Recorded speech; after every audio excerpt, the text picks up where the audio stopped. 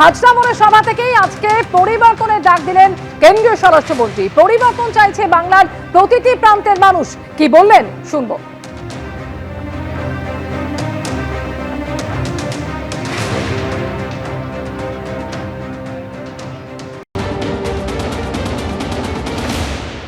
बंगाल में के कोने कोने में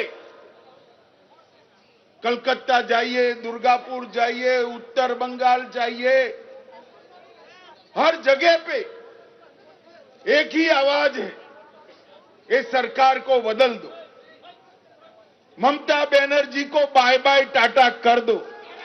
पूरे बंगाल की जनता मांग कर रही है कि महान पश्चिम बंगाल के अंदर अब परिवर्तन होना चाहिए। बंगाल की जनता चाहती है कि ममता बनर्जी चली जाए, तृणमूल के गुंडे जेल में जाए, भाजपा कार्यकर्ताओं की हत्या करने वाले को चुन चुन कर जेल में डालना चाहिए। तो मैंने बोला भाई तकलीफ क्या है? तो उन्होंने कहा टीएमसी के गुंडे वोट नहीं करने देंगे। मैंने कहा है इस बार कोई डरना मत, कोई गुंडे की औकात नहीं है जो बंगाल के वोटर्स को रोक। इस बार भय मुक्त होकर वोटिंग करना है और सिर्फ हराना नहीं है टीएमसी को, मूल समेत उखाड़कर बंगाल की खाड़ी में फेंक देंगे। সাগর দেখে সভা থেকে আজ কেন্দ্রীয় স্বরাষ্ট্রমন্ত্রীকে নিশানা করলেন মমতা বন্দ্যোপাধ্যায়। বাংলার ডেমোগ্রাফি জানেন না, আর আপনারা বলছেন ডেমোগ্রাফি চেঞ্জ করা হয়েছে। পুরো ঘটনাটাই অমিত শাহ করিয়েছেন। নির্বাচন কমিশনকে নিয়ে পুরোটাই অমিত শাহ চক্রান্ত। অমিত শাহ পদত্যাগ দাবি করছি, নোটবন্দি করেছে, এখন ভোটবন্দি করছে। এভাবেই হুঙ্কার দিলেন মমতা বন্দ্যোপাধ্যায়।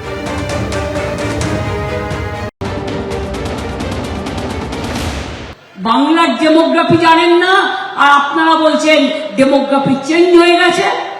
টোটালটাই অমিত শাহ করিয়েছে, টোটালটাই চক্রান্ত অমিত শাহ। ইলেকশন কমিশনকে দিয়ে তাকে রেজিগনেশন করতে হবে। আমি স্বরাষ্ট্রমন্ত্রীর রেজিগনেশন ডিমান্ড করছি। অপদার্থ একটা স্বরাষ্ট্রমন্ত্রী, বর্ডার আটকাতে পারে না, আভ্যন্তরীণ দেশকে বাঁচাতে পারে না, শুধু বিজেপি করতে গিয়ে দেশটা সর্বনাশ করে দিয়েছে। নোটবন্দি করেছে, এখন ভোটবন্দি করছে, মানুষকে তার ভোটাধিকার কেড়ে নিচ্ছে।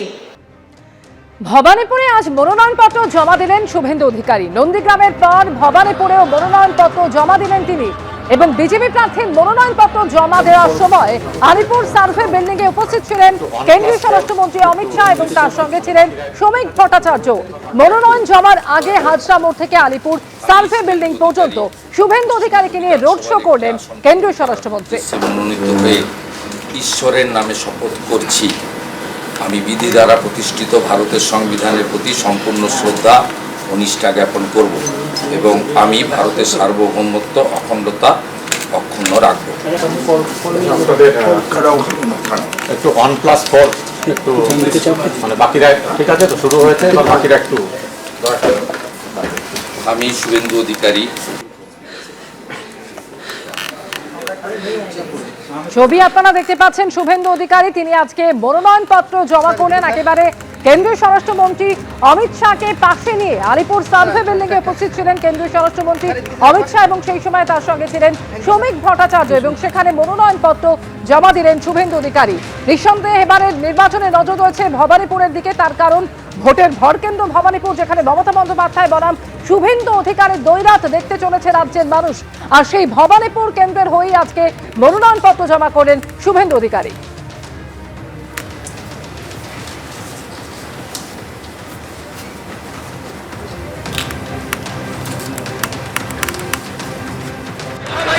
আর মনোনয়নপত্র জমা দেওয়ার আগে হাজরা মোড় থেকে আলিপুরের সার্ভে বিল্ডিং পর্যন্ত শুভেন্দু অধিকারীকে নিয়ে রোড শো করলেন অমিত শাহ।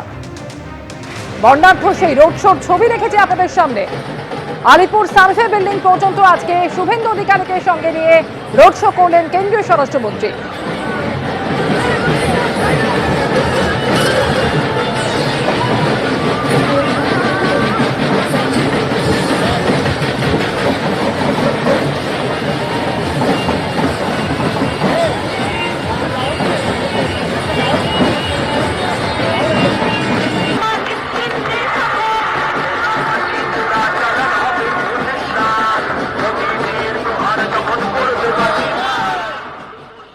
আর ভবানীপুরে শুভেন্দু অধিকারীর এই মনোনয়ন পেশকে কেন্দ্র করেই ধুন্ধুমার বাঁধলো, স্লোগান এবং পাল্টা স্লোগান উঠলো যখন হাজরা মোড় থেকে আলিপুর সার্ভে বিল্ডিং পর্যন্ত রোড শো করছিলেন কেন্দ্রীয় স্বরাষ্ট্রমন্ত্রী। শুভেন্দু অধিকারীকে সঙ্গে নিয়ে সেই রোড শো কালীঘাটে পৌঁছতেই একেবারে ধুন্ধুমার বাঁধে। বিজেপিকে লক্ষ্য করে চোর চোর স্লোগান দেয় তৃণমূল কংগ্রেসের কর্মীরা, পাল্টা চোর স্লোগান ওঠে গেরুয়া শিবির থেকেও।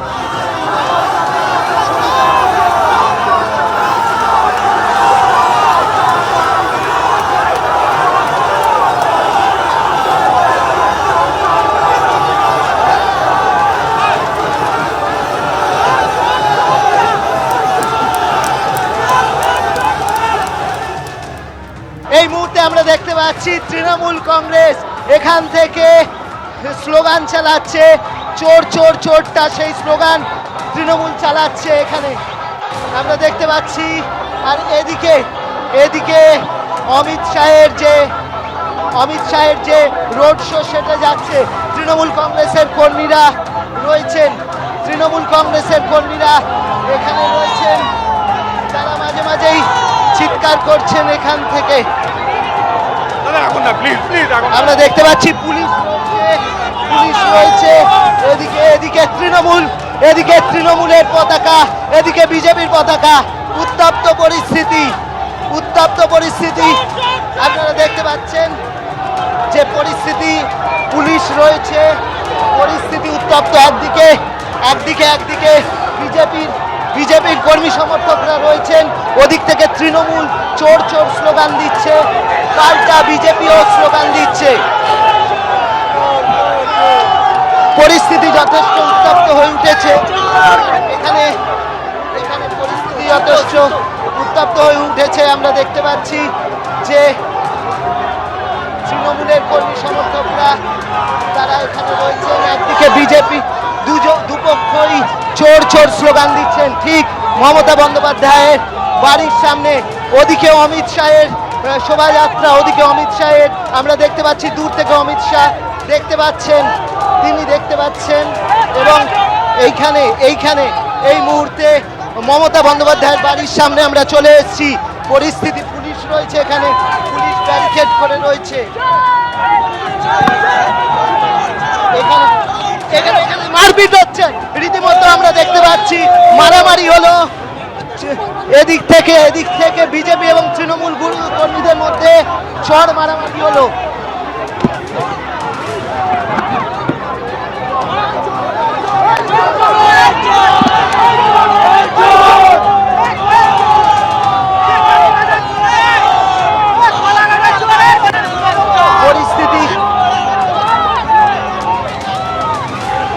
পরিস্থিতি উত্তপ্ত হয়ে উঠেছে চোর পাল্টা চোর স্লোগানকে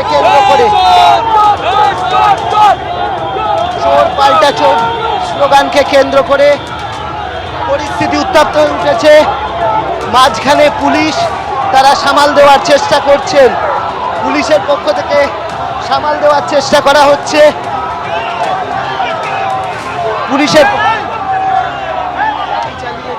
পুলিশের পক্ষ থেকে সামাল দেওয়ার চেষ্টা হচ্ছে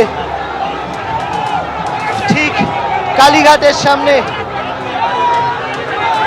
কি হয়েছে এখানে দেখতে পাচ্ছি বিজেপির কর্মী, তিনিও তেড়ে যাচ্ছেন, বিজেপির কর্মীরা তারাও তেড়ে যাচ্ছেন, তৃণমূলের কর্মীরা ওদিক থেকে স্লোগান দিচ্ছেন। যথেষ্ট উত্তপ্ত পরিস্থিতি।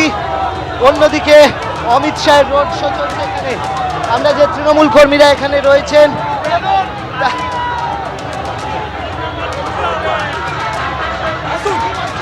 বলছি অমিত শাহ কেন এসছে?